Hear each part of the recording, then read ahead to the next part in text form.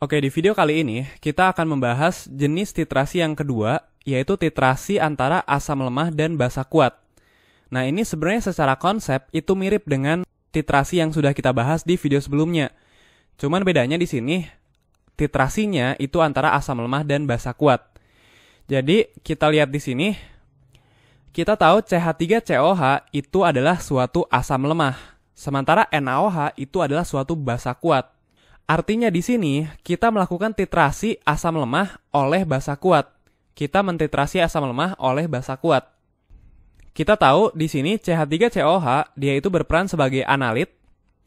Sementara NaOH di sini dia berperan sebagai yang namanya tuh titran. Nah, di sini kita menambahkan sedikit demi sedikit titran ke dalam analit. Jadi sedikit demi sedikit kita mencampurkan titran ke dalam analit. Nah, tujuan kita melakukan titrasi itu adalah untuk mengetahui konsentrasi dari analit. Untuk kasus ini berarti tujuan kita itu adalah menentukan konsentrasi dari CH3COH. Dia itu konsentrasinya berapa molar. Nah, tapi kali ini tujuan kita itu adalah untuk menentukan kurva dari titrasi asam lemah. Nah, kita pengen dapat kurva seperti ini. Di sini sumbu X-nya itu adalah volume titran yang ditambahkan, sementara sumbu Y-nya itu adalah pH campuran. Nah, untuk bisa mendapatkan kurva titrasi seperti ini, kita misalkan dulu kalau kita itu sudah tahu berapa konsentrasi dari analit. Kita misalin aja misalnya si analitnya itu konsentrasinya 0,2 molar. Nah, kita misalkan kita sudah tahu konsentrasi analit, agar kita bisa mendapatkan kurva titrasi seperti ini.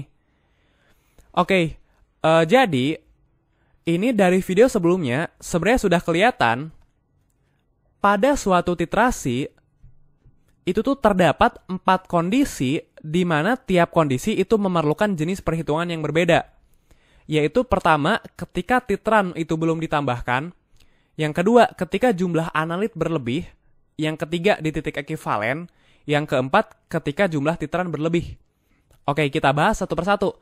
Pertama, kita bahas dulu yang pertama, yaitu yang ketika titran belum ditambahkan. Jadi, si NaOH ini, si titran ini, itu belum kita masukkan ke dalam analit. Artinya di dalam sini, itu 100% isinya adalah analit. 100% isinya adalah CH3COH. Tadi konsentrasinya kita misalkan 0,2 molar, volumenya 25 mili. Nah, di sini kita ingin menghitung berapa pH dari analit di kondisi awal. Berapa pH dari analit ketika si titran itu belum ditambahkan ke dalam sini. Ya udah, di sini kan kita punya CH3COH yang konsentrasinya 0,2 molar. Kita tahu tadi CH3COH itu adalah suatu asam lemah. Kemudian di sini tadi diketahui nilai Ka dari asam CH3COH. Nah, kita sudah belajar di bab asam basa. Untuk menentukan konsentrasi H+ dari suatu asam lemah, kita bisa menggunakan rumus ini, yaitu akar Ka dikali konsentrasi larutan. Nah, ini untuk asam lemah bervalensi 1. Maksudnya apa? Di sini kan CH3COH itu kan dia bisa terionisasi.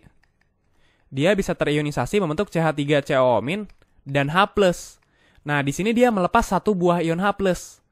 Artinya, CH3COH itu adalah asam lemah yang mempunyai valensi sama dengan 1. Karena dia hanya melepas satu buah ion H+. Berarti kita bisa menggunakan rumus ini ya. Tadi yang diketahui itu adalah nilai Ka dan nilai konsentrasi larutan. Berarti kita bisa menggunakan rumus ini. Jadi, di sini, konsentrasi H+ yang ada pada larutan ini itu adalah akar dari Ka dikali konsentrasi dari larutan. Ka-nya yang tadi 1,8 kali 10 pangkat minus 5, 1,8 kali 10 pangkat minus 5.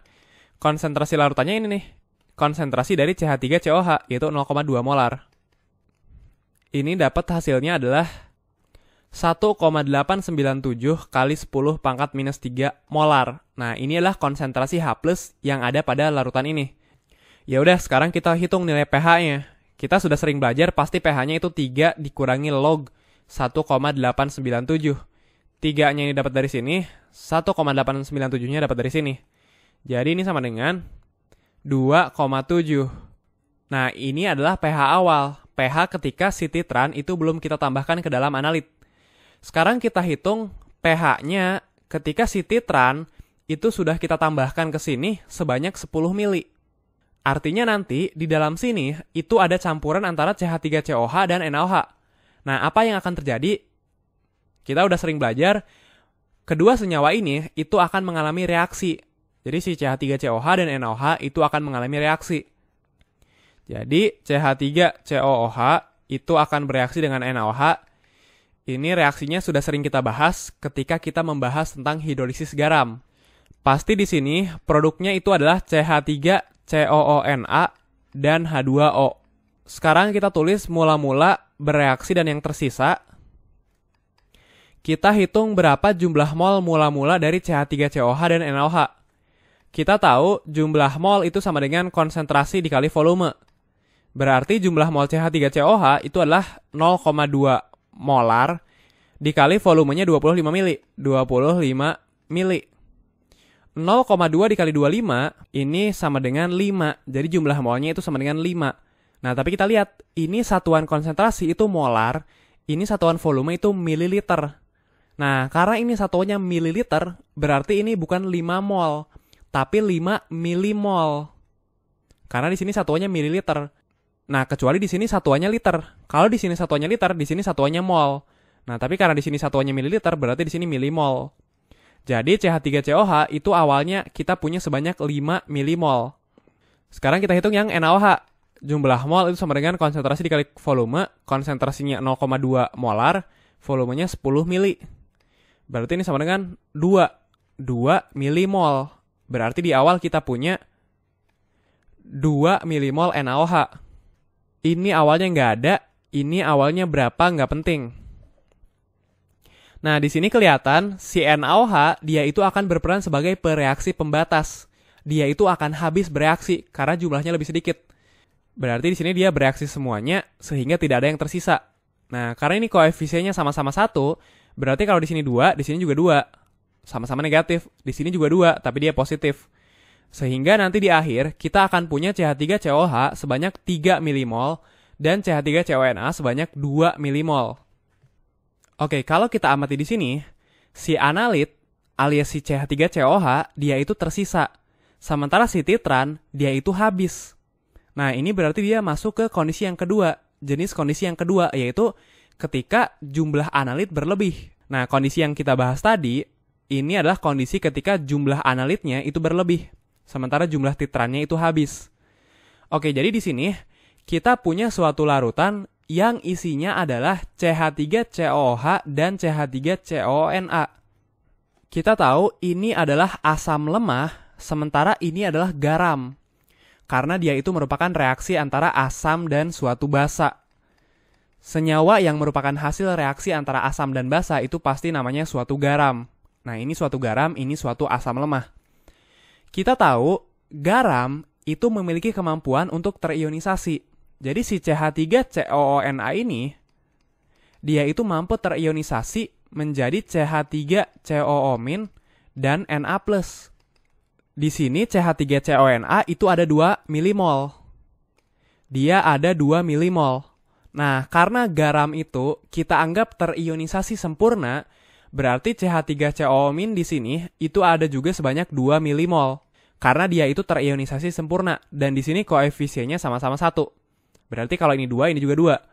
Nah, artinya di dalam sini itu tuh kita punya campuran antara CH3COOH dan CH3COO-. Nah, kita punya campuran yang isinya itu kedua zat ini. Nah, di bab sebelumnya kita sudah belajar ada suatu istilah yang namanya larutan penyangga asam.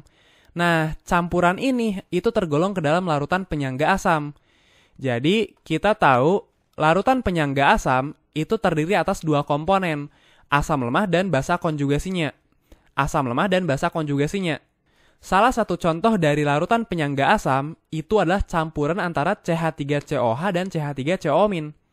Kalau kita punya suatu larutan yang isinya CH3COOH dan CH3COO-, maka larutan tersebut itu tergolong ke dalam larutan penyangga asam. Nah, termasuk di perhitungan tadi. Di kasus ini, ternyata kita punya campuran antara CH3COH dan CH3COO-. Berarti ini adalah larutan penyangga asam. Nah, kita juga sudah belajar. Untuk larutan penyangga asam, kita bisa menggunakan rumus ini. Atau bisa menggunakan rumus ini. Tergantung, rumus ini kita gunakan jika yang diketahuinya itu adalah konsentrasi. Sementara rumus ini, kita gunakan jika yang diketahuinya itu adalah jumlah mol. Sementara di contoh yang tadi, di sini yang diketahuinya itu adalah jumlah mol. Sehingga untuk larutan penyangga yang kita bahas tadi, kita gunakan rumus ini untuk menghitung konsentrasi H+ dari larutan tersebut. Jadi konsentrasi H+ dari larutan penyangga asam itu sama dengan nilai Ka. Ka itu adalah tetapan kesetimbangan ionisasi asam lemah. Berarti yang tadi Ka dari CH3COH, kemudian dikali A dibagi B. A itu adalah mol asam lemah, B itu adalah mol basa konjugasi. Di sini tadi asam lemahnya itu adalah CH3COH, sementara basa konjugasinya adalah CH3COO-. Berarti A ini adalah jumlah mol dari CH3COH, sementara B ini adalah jumlah mol dari basa konjugasi. Oke, sekarang kita aplikasikan rumus tadi di perhitungan ini. Ini tadi CH3COH-nya itu ada sebanyak 3 milimol, sementara CH3COO-nya itu ada sebanyak 2 milimol. Ini kita hapus. Ya, jadi konsentrasi H+ dari suatu larutan penyangga asam itu adalah sama dengan Ka dikali A dibagi B. Ka itu adalah Ka dari si asam lemah ini, CH3COH. Tadi nilainya 1,8 kali 10 pangkat minus 5. 1,8 kali 10 pangkat minus 5. A itu tadi jumlah mol asam lemah, yaitu jumlah mol CH3COH yang sebanyak 3 milimol. Sementara B itu adalah jumlah mol dari basa konjugasinya, jumlah mol dari CH3COO-, yaitu 2 milimol. Nah, ini satuannya tidak perlu kita ubah, karena udah sama-sama milimol. Bisa kita coret. Jadi di sini 1,8 dikali 3/2. Ini sama aja kayak 2,7 ya, kali 10 pangkat minus 5 molar. Nah, jadi di campuran yang kita punya di sini, ternyata konsentrasi H+-nya itu 2,7 kali 10 pangkat minus 5. Berarti pH-nya kita tahu 5 kurangi log 2,7. 5-nya dapat dari sini, 2,7-nya dapat dari sini.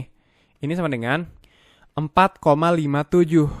Ya, jadi ketika si titran itu sudah ditambahkan ke dalam sini sebanyak 10 mili, ternyata nilai pH dari campuran ini atau dari larutan ini itu adalah 4,57. Oke, sekarang kita hitung ketika si titran itu sudah ditambahkan sebanyak 25 mili. Artinya di dalam sini itu ada NaOH sebanyak 25 mili. Lagi-lagi, di sini akan terjadi reaksi antara NaOH dan CH3COH. Jadi, si NaOH itu akan bereaksi dengan CH3COOH. Produknya sama, yaitu CH3COONA dan H2O. Ini mula-mula reaksi sisa. Kita hitung jumlah mol NaOH, yaitu yang ini. Jumlah molnya sama dengan konsentrasi dikali volume 0,2 molar dikali 25 mili. Ini sama dengan 5 milimol. NaOH-nya awalnya ada 5 milimol. CH3COH ini sama dengan jumlah mol sama dengan konsentrasi kali volume 0,2 molar dikali 25 mili. Ini juga sama, yaitu 5 milimol. Ini juga 5 milimol. Nah, ini sebenarnya yang analit itu pasti jumlah molnya tuh nggak berubah. Dia tuh tetap 5 milimol. Tadi kan di sini juga di perhitungan ini kali ini, itu kan 5 milimol. Karena dia ya nggak berubah. Konsentrasinya tetap 0,2, volumenya tetap 25. Nah, yang mengalami perubahan itu adalah si titran. Si titran kan ini sedikit demi sedikit kita tambahkan. Jumlah volumenya terus-menerus bertambah. Tadi kan awalnya nggak ada, 0. Terus jadi 10, sekarang jadi 25. Sehingga jumlah molnya juga berubah-ubah. Makin lama makin tinggi. Sementara si CH3COH, dia jumlah mol di dalam sini itu pasti tetap mol awalnya ya, sebelum bereaksi. Oke, jadi ini awalnya nggak ada, ini awalnya berapa nggak tahu. Nah, di sini sekarang jumlah mol mula-mulanya itu sama-sama 5. Angkanya sama. Ya udah, ini mah dua-duanya bakal habis. Dua-duanya bakal habis bereaksi. Ini nggak ada, ini nggak ada. Sehingga di akhir kita hanya punya CH3CONA sebanyak 5 milimol. Nah, kondisi ini itu tergolong kondisi yang ketiga, yaitu di titik ekivalen.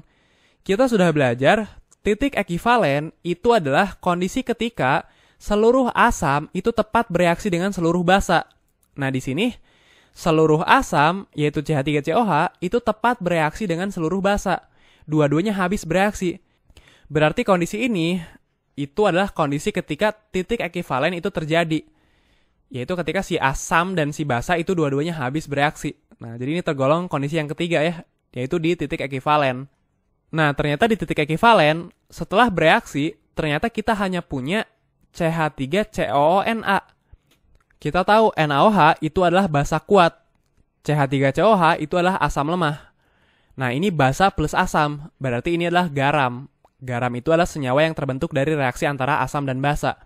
Nah, jadi kita hanya punya garam CH3CONA.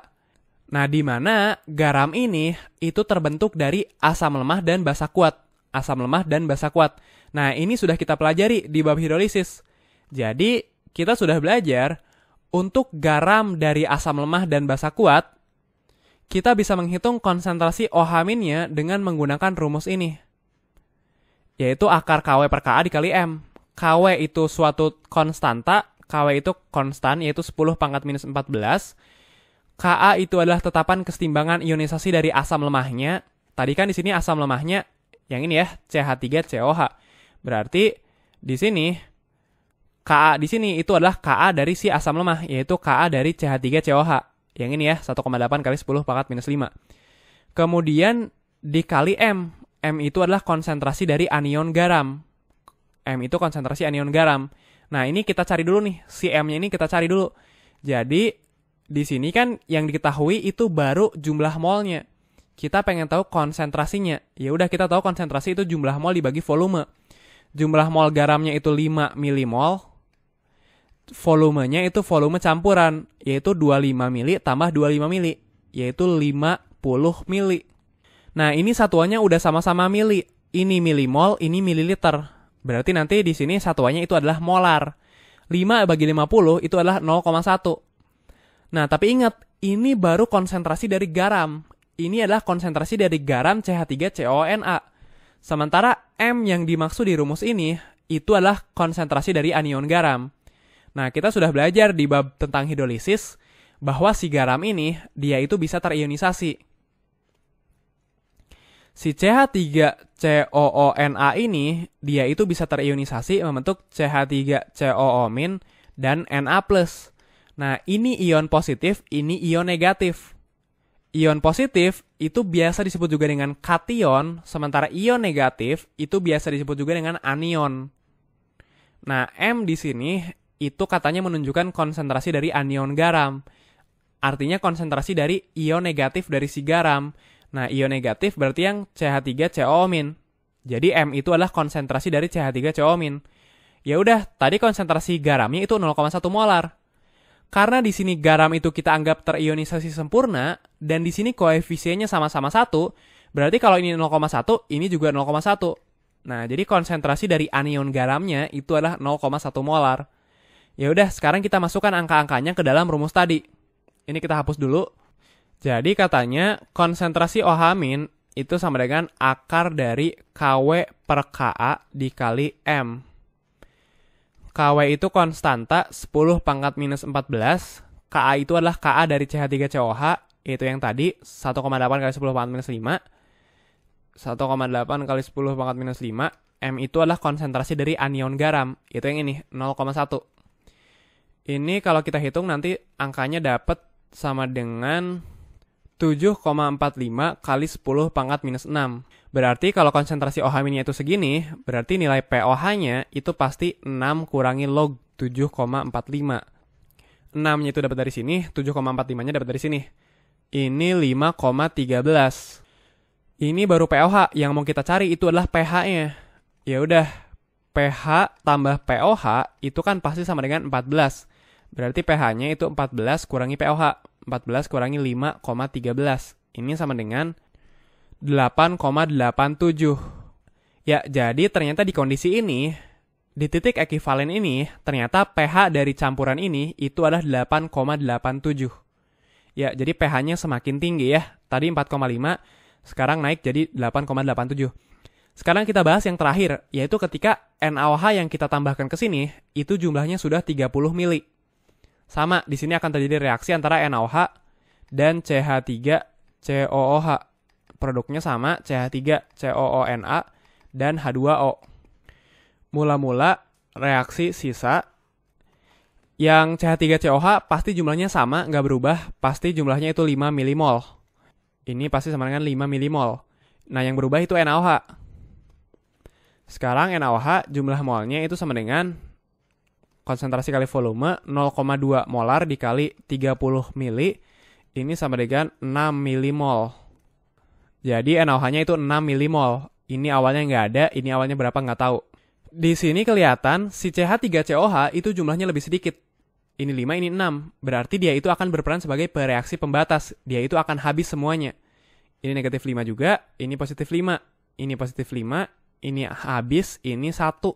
Ya, jadi kelihatan si CH3COH itu akan habis. Si analit itu akan habis, sementara NaOH, yaitu si titran, dia itu akan tersisa. Nah, ini adalah kondisi yang keempat, yaitu ketika jumlah titran berlebih. Nah, di sini si titran itu berlebih. Ya, jadi di sini kita punya NaOH sebanyak 1 milimol.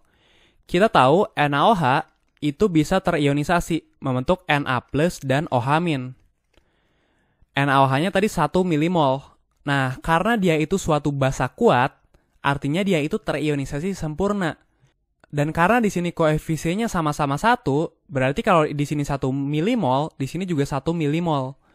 Nah, artinya di dalam larutan ini, kita punya OH- sebanyak 1 milimol. Kita cari dulu berapa konsentrasi dari OH- yang ada di sini. Ini kan baru jumlah molnya, kita cari konsentrasinya. Konsentrasi itu jumlah mol dibagi volume. Jumlah molnya 1 milimol, volumenya berarti volume campuran 30 tambah 25, yaitu 55 mili. Ini yang atas milimol, yang bawah mililiter. Udah sama-sama mili, berarti di sini konsentrasinya itu molar. Ini 0,018. Berarti pOH-nya itu sama dengan negatif log dari 0,018. Ini pakai kalkulator dapat nilainya. Ini sama dengan 1,74. Ini kan yang kita dapat di sini itu baru nilai pOH-nya. Yang mau kita cari itu adalah nilai pH-nya. Kita tahu pH tambah pOH itu kan pasti sama dengan 14. Berarti pH-nya itu 14 kurangi pOH, kurangi 1,74. Ini sama dengan 12,26. Ya, jadi ketika NaOH-nya sudah ditambahkan sebesar 30 mili, ternyata nilai pH-nya itu 12,26. Oke, jadi sekarang kita sudah menghitung pH dari campuran ini di 4 kondisi, yaitu ketika titrannya belum ditambahkan, ketika titrannya sudah ditambahkan 10 mili, ketika titrannya sudah ditambahkan 25 mili, dan ketika titrannya sudah ditambahkan 30 mili. Nah, dan tiap-tiap kondisi ini itu memerlukan perhitungan yang berbeda-beda. Oke, tujuan kita itu adalah untuk menentukan kurva dari titrasi asam lemah oleh basa kuat. Nah, tapi kita baru dapat 4 kondisi. Yaitu tadi ketika volume titrannya itu 0. Tadi ketika volume titrannya 0, pH-nya itu pH-nya 2,7. Nah, ini di sini pH-nya sekitar 2,7 ya. Sumbu Y-nya itu di sekitar 2,7. Kemudian tadi juga kita menghitung ketika volume titrannya itu sebanyak 10 mili. Titiknya tuh yang ini. pH-nya kalau kita lihat tadi, pH-nya 4,57. Nah, yang ini, kalau kita tarik ke sumbu Y, itu nilainya sekitar 4,57. Terus kita melakukan perhitungan juga ketika volume titrannya itu sama dengan 25 mili. Yang tadi 25 mili, ini pH-nya 8,87. Ini berarti yang ini ya. Kalau kalian tarik ke kiri, itu pH-nya sekitar 8,87. Kemudian yang terakhir, kita melakukan perhitungan ketika volumenya 30, pH-nya 12,26. Volumenya 30 berarti di sini, yaitu yang ini ya, pH-nya sekitar 12,26. Nah, kita baru melakukan perhitungan di 4 kondisi. Di sini, di sini, di sini, dan di sini. Kita baru dapat 4 titik doang. Padahal, biar kita bisa dapat suatu kurva yang bagus kayak gini, kita butuh melakukan perhitungan di banyak titik. Kita harus melakukan perhitungan di titik yang ini. Ketika volume titrannya sekitar 5, kita harus melakukan perhitungan di sini, dan seterusnya. Kita harus melakukan perhitungan di banyak titik agar kurva yang kita dapatkan itu bagus. Nah, jadi di sini saya sudah melakukan perhitungan di banyak titik dengan menggunakan Microsoft Excel. Tadi kan yang kita hitung itu baru ketika volume NaOH yang kita tambahkan itu 0 mili, 10 mili, 25 mili, dan 30 mili. Nah, ini pH-nya bisa kita lihat tadi 2,7, 4,5, 8,8, dan 12,26. Nah, dengan menggunakan Microsoft Excel, saya sudah melakukan perhitungan di banyak titik-titik yang lain. Misalnya ketika volume NaOH yang ditambahkan itu sudah 5 mili, sudah 15 mili, sudah 20 mili, dan seterusnya. Nah, tapi sebenarnya jenis perhitungannya itu hanya 4 jenis. Jenis perhitungannya hanya 4 jenis ini nih. Yaitu ketika titran belum ditambahkan, nomor 1 itu berarti yang ini. Ketika volume NaOH-nya 0 mili. Kemudian, kalau yang ketiga, ini di titik ekivalen, berarti yang tadi ya, ketika 25 mili. Yang ini berarti di titik ekivalen. Nah, sisanya itu adalah ketika jumlah analit berlebih. Nah, yang ini nih, dari 5 sampai 24, ini cara perhitungannya sama. Karena kondisi dari 5 mili sampai 24 mili sama. Jumlah analitnya itu akan berlebih, sehingga cara perhitungannya sama. Sama kayak di sini ya, cara perhitungannya tadi sama kayak di sini. Kemudian yang terakhir, ketika jumlah titran berlebih. Nah, ini yang sisanya nih, dari 26 sampai bawah. Nah, jadi sebenarnya jenis perhitungannya itu hanya 4 jenis. Ketika titran belum ditambahkan, ketika jumlah analit berlebih, di titik ekivalen, dan ketika jumlah titran berlebih. Nah, ini nilai pH-nya bisa kita lihat di sini. Nah, ini nanti file Excel-nya bakal saya kasih di deskripsi. Jadi bisa kalian lihat dan download dari sana ya. Ya, jadi intinya dari tabel ini kita bisa mendapatkan yang namanya kurva titrasi dari asam lemah CH3COH dan basa kuat NaOH. Nah, ternyata kurva titrasinya seperti ini. Nah, dari sini bisa kita simpulkan bahwa di sekitar titik ekivalen, kurva titrasi itu mengalami perubahan yang drastis. Nah, ini kan naik tapi dikit-dikit nih. Naiknya dikit-dikit. Tiba-tiba di sini dia naik drastis. Padahal kita tahu titik ini itu disebut dengan titik ekivalen. Ketika volume titrannya itu 25 mili. Nah, jadi di sekitar titik ekivalen, kurva titrasi itu mengalami perubahan yang drastis. Di mana kalau kita amati di sini, perubahan drastisnya itu terjadi antara pH sekitar 6,1 dan pH sekitar 11,5. Jadi yang awalnya pH-nya sekitar 6, tiba-tiba langsung naik. Jadi 8, langsung naik lagi jadi 11. Kalau kita lihat di tabel ini, jadi di sekitar titik ekivalen, perubahan pH-nya itu sangat drastis. Padahal awalnya berubahnya tuh nggak terlalu drastis. Dari 4,1 jadi 4,5, jadi 4,9, jadi 5,3. Begitupun di bawah, dari 11,8 jadi 12,0, jadi 12,1, jadi 12,2. Nah, yang ada perubahan drastis itu hanya di sekitar titik ekivalen. Jadi, sebenarnya kesimpulannya sama dengan titrasi asam kuat basa kuat. Untuk titrasi asam lemah basa kuat, sama di sekitar titik ekivalen, kurva titrasi itu juga mengalami perubahan yang drastis. Oke, kemudian tadi kan di sini, di contoh yang kita bahas tadi, konsentrasi analitnya itu adalah 0,2 molar. Nah, sekarang kita pengen tahu, kurva titrasinya itu akan seperti apa jika konsentrasi analitnya kita ubah jadi 0,1. Jadi yang beda cuman konsentrasi analitnya. Dari 0,2 kita ubah jadi 0,1. Sekarang kita lihat kurva titrasinya itu seperti apa. Nah, jadi sebenarnya ini nggak beda jauh, sama. Lagi-lagi dari sini kelihatan, di sekitar titik ekivalen, kurva titrasi itu mengalami perubahan yang drastis. Nah, ini kelihatan titik ekivalennya itu pasti di sini. Ini adalah titik ekivalen. Nah, dan ini sama juga. Perubahan drastis itu terjadi antara pH sekitar 6,1 dan pH sekitar 11,5. Nah, ini pH-nya sekitar 6, ini pH-nya sekitar 11. Kalau kita lihat di tabel ini, dia awalnya pH-nya sekitar 6, tiba-tiba naik jadi 8,7, ini titik ekivalen, tiba-tiba naik lagi jadi 11,4. Nah, jadi perubahan drastisnya itu terjadi di sekitar titik ekivalen. Oke, kalau kita gabungkan kedua kurva ini dalam satu gambar, ternyata kita dapat seperti ini. Nah, jadi kesimpulannya, pada titrasi asam lemah CH3COH dan basa kuat NaOH, perubahan drastis itu selalu terjadi antara pH sekitar 6,1 dan 11,5. Jadi ternyata di dua contoh tadi, ternyata sama. perubahan pH-nya itu selalu terjadi antara pH sekitar 6,1, yaitu yang ini, dan 11,5, yaitu sekitar sini nih. Nah, jadi perubahan pH drastisnya tuh selalu 6,1 sampai 11,5. Kemudian, pada titrasi asam lemah CH3COH dan basa kuat NaOH, titik ekivalen itu selalu terjadi ketika pH sekitar 8,8.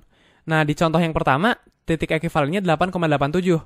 Sementara contoh yang kedua, titik ekivalennya mirip juga, ini 8,78.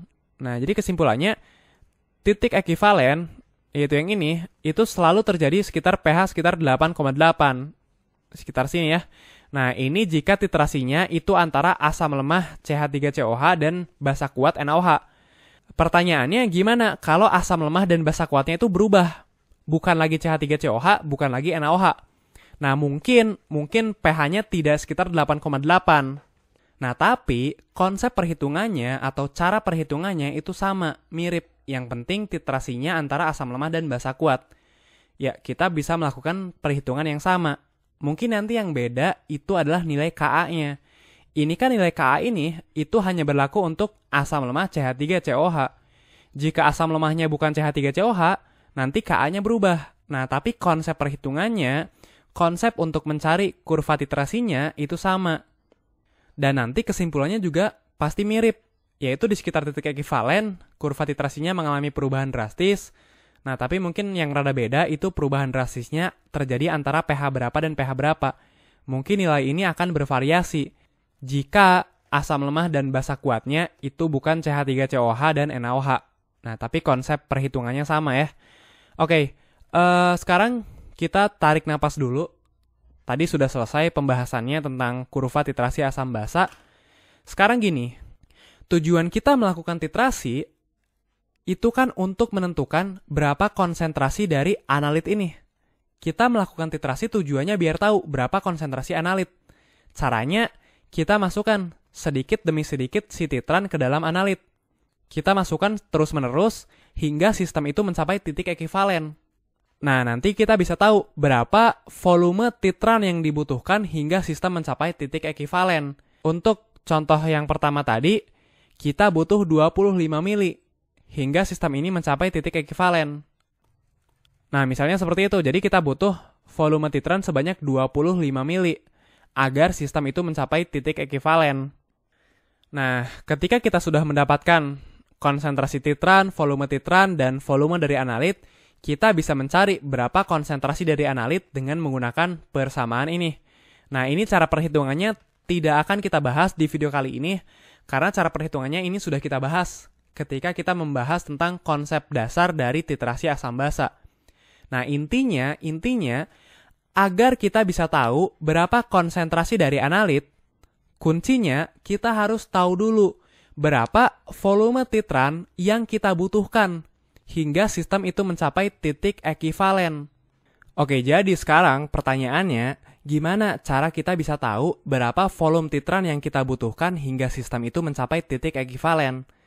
Nah, tadi kita bisa tahu bahwa titik ekivalen itu tercapai ketika titran kita masukkan sebanyak 25 mili gara-gara kita sudah tahu berapa konsentrasi dari analit.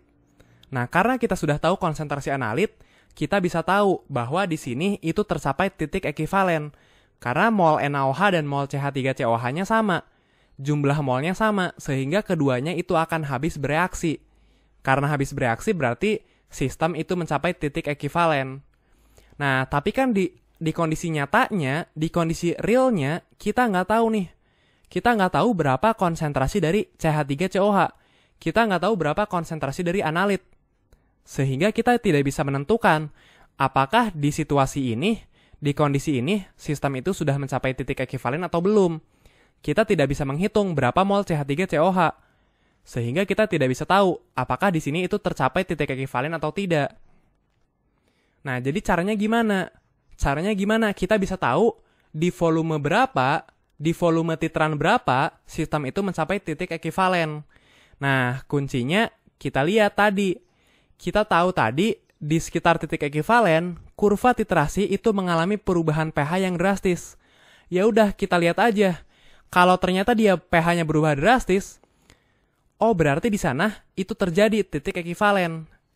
Jadi misalnya di sini, ini kita anggap bukan 25 jawabannya, karena kita belum tahu CH3COH-nya berapa molar. Jadi misalnya, NaOH itu sudah ditambahkan sebanyak 35 mili. Ternyata ketika NaOH-nya sudah ditambahkan sebanyak 35 mili, pH dari campuran ini, misalnya pH-nya itu adalah 6,1. Ini pH-nya ya. Kemudian ketika kita tambahkan NaOH-nya, misalnya menjadi 36 mili, ternyata pH-nya naik dikit jadi 6,1. Ini misalnya 6,12, ini 6,19. Nah, tapi ketika kita tambahkan volume titrannya menjadi 37 mili, ternyata pH-nya tiba-tiba berubah drastis. Jadi 11,55. Nah, ini berubah drastis artinya apa? Artinya di sini terjadi titik ekivalen. Karena di sekitar titik ekivalen, pH dari campuran, pH dari sistem itu meningkat secara drastis. Di sini meningkat dari 6 menjadi 11,55. Berarti titik ekivalen itu terjadi di sekitar sini. Kita anggap aja titik ekivalennya itu terjadi di volume 36,5 mili. Nah, jadi ini jawabannya. Titik ekivalen itu terjadi ketika NaOH sudah ditambahkan sebanyak 36,5 mili.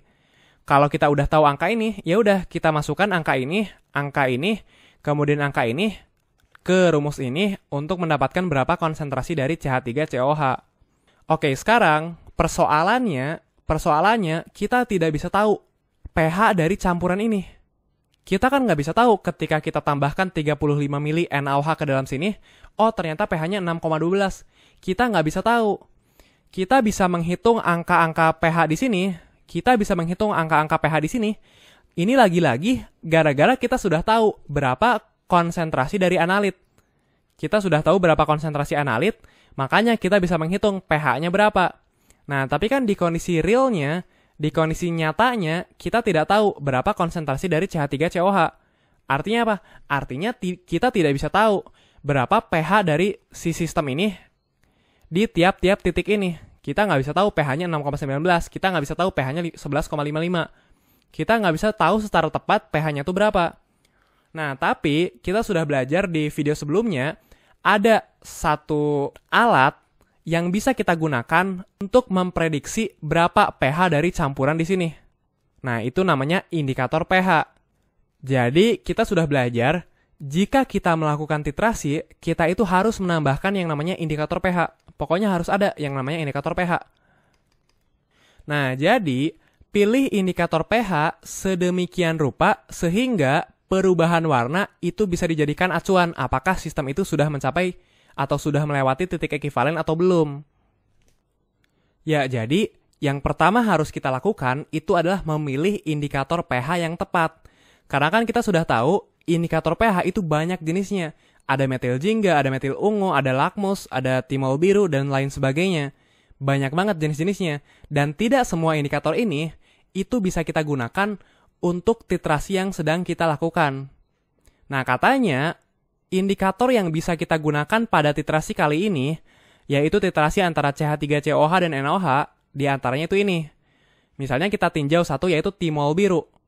Jadi timol biru kita tahu, kalau kita lihat di sini, timol biru itu punya trayek perubahan warna antara 8 sampai 9,6. Di mana perubahan warnanya itu adalah kuning ke biru.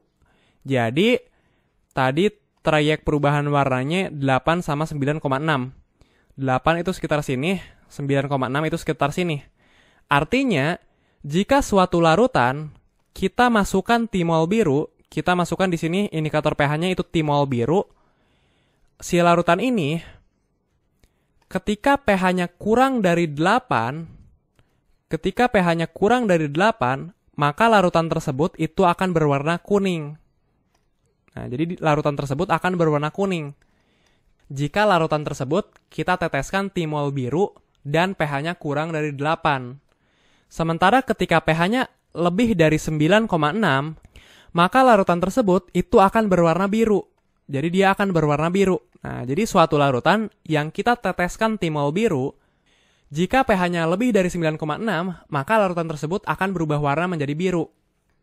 Nah, sementara jika pH-nya di antara 8 dan 9,6, maka warnanya itu akan berada di antara kuning dan biru. Ini bisa kita lihat di sini ya. Warnanya akan berada di sekitar kuning dan biru. Nah, kalau kita baca di sini, katanya perubahan warna itu bisa dijadikan acuan apakah sistem itu sudah melewati titik ekivalen atau belum. Nah, untuk kasus ini, jika di sini kita tambahkan indikator timol biru, maka ketika pH-nya 6,12, kita lihat di sini, ketika pH-nya 6,12, si larutan tersebut kan akan berwarna kuning karena pH-nya kurang dari 8. Berarti di sini dia akan berwarna kuning. Ketika pH-nya 6,19 sama, yaitu di sekitar daerah sini, dia tetap akan berwarna kuning. Jadi di sini dia akan berwarna kuning. Nah, tapi ketika pH-nya jadi 11,55 kan sekitar sini ya. 11,5 sekitar sini. Berarti larutan tersebut itu akan berwarna biru. Dia ada di daerah biru. Nah, jadi di sini akan ada terjadi perubahan warna. Nah, jadi si perubahan warna ini itu akan dijadikan acuan. Apakah sistem itu sudah mencapai titik ekivalen atau belum? Oh, ini awalnya kuning, berarti belum. Oh, ini kuning. Oh, ini udah biru. Oh, karena dia udah berubah warna, berarti larutan tersebut itu sudah mencapai titik ekivalen. Berarti titik ekivalennya itu ketika si titran itu sudah ditambahkan ke dalam analit kira-kira sekitar 37 mili. Ya, jadi itu guna dari indikator pH. Dia itu bisa dijadikan acuan apakah sistem itu sudah mencapai titik ekivalen atau belum, gara-gara ada perubahan warna seperti ini ya. Nah, tapi kita lihat di sini, ada indikator yang bisa kita gunakan, dan ada juga indikator yang tidak bisa kita gunakan pada titrasi kali ini. Nah, kenapa? Kenapa ada indikator yang bisa kita gunakan, dan kenapa ada indikator yang tidak bisa kita gunakan? Jadi gini, kita baca di sini. Untuk titrasi asam lemah CH3COH dan basa kuat NaOH, pilih indikator pH yang memiliki warna berbeda ketika pH kurang dari 6,1 dan ketika pH lebih dari 11,5. Sehingga bisa diketahui apakah sistem itu sudah mencapai titik ekivalen atau belum. Nah, ini angka 6,1 dan 11,5, ini dapat dari yang tadi ya. Dapat dari kesimpulan ini. Angka 6,1 dan 11,5 tadi dapat dari sini. Nah, jadi katanya pilih indikator pH yang memiliki warna berbeda ketika pH kurang dari 6,1 dan pH lebih dari 11,5. Nah, kenapa timol biru bisa digunakan?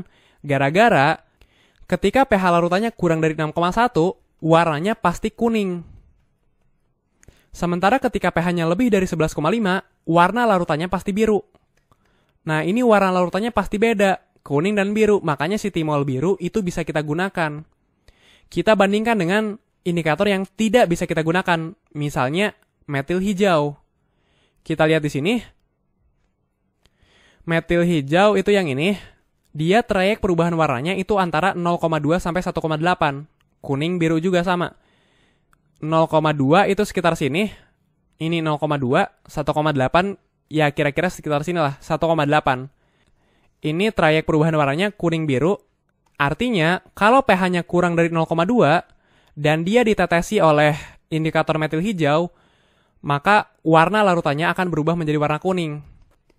Sementara jika pH larutannya lebih dari 1,8, dia akan berubah menjadi warna biru. Nah, ini nggak memenuhi syarat yang ini. Dia tidak memenuhi syarat ini. Kenapa? Karena ketika pH-nya kurang dari 6,1, dia kan di sini ya. Sementara ketika pH-nya lebih dari 11,5, dia kan daerah sini ya. Kalau di sini udah jelas kelihatan pasti biru. Pasti dia warnanya biru. Sementara di sini, ketika pH-nya kurang dari 6,1, ada 3 kemungkinan. Bisa jadi, kalau pH-nya kurang dari 0,2, dia warnanya kuning. Kalau pH-nya antara 0,2 dan 1,8, berarti warnanya kuning biru. Nah, tapi ketika pH-nya di antara 1,8 dan 6,1, dia kan ada di daerah biru. Di sini, ini adalah daerah biru. Nah, jadi di sini ada yang beririsan. Ketika pH-nya 11,5, dia warnanya biru. Tapi ketika pH-nya sekitar 1,8 sampai 6,1, dia warnanya juga biru. Nah, padahal nggak boleh. Ketika pH-nya 6,1 dan ketika pH-nya 11,5, warnanya harus beda. Sama kayak di sini nih. Kalau di sini, ketika pH-nya kurang dari 6,1, pasti warnanya kuning. Ketika pH-nya lebih dari 11,5, pasti warnanya biru. Jadi beda banget nih. Sementara di sini, ada yang beririsan. Di sini biru, di sini juga biru. Nah, ini nggak boleh. Makanya, si indikator metil hijau ini tidak bisa kita gunakan. Nah, jadi ini kriterianya ya dalam memilih indikator pH yang tepat pada titrasi yang sedang kita jalankan. Timol biru, bromotimol biru, phenolphthalein, dan lain sebagainya. Ini sebenarnya banyak ya. Oke, jadi itu tentang titrasi asam lemah dan basa kuat. Nah, ini ada contoh soal seperti ini. Katanya 30 mili larutan HCN. HCN di sini kita punya 30 mili dititrasi dengan titran NaOH 0,2 molar. NaOH 0,2 molar. Ini adalah titrannya, ini adalah analitnya. Kemudian katanya digunakan indikator pH yaitu phenolphthalein. Di sini kita masukkan indikator pH-nya. Kemudian katanya larutan berubah warna ketika NaOH sudah ditambahkan sebanyak 20 mili. Nah, setelah NaOH yang kita masukkan ke sini itu sebanyak 20 mili, ternyata larutan ini berubah warna. Artinya apa? Artinya larutan ini itu sudah mencapai titik ekivalen. Nah, ditanya berapa konsentrasi HCN.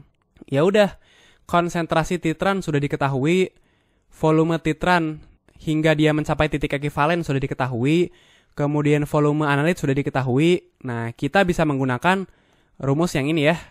Rumus yang ini untuk mencari berapa konsentrasi dari analit alias berapa konsentrasi dari HCN. Kita tinggal masukkan ketiga angka ini ke rumus tadi.